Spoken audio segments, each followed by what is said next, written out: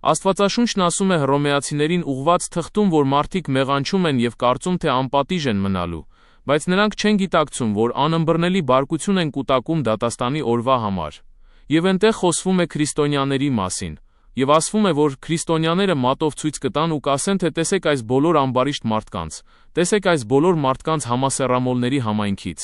Եվ մենք մատով ցույց ենք տալիս, իսկ Պողոսն ասում է, որ դուք նույն բաներն եք անում, ինչ նրանք, չիմանալով, որ սոսկալի բարկություն եք կուտակում դատաստանի օրվա համար։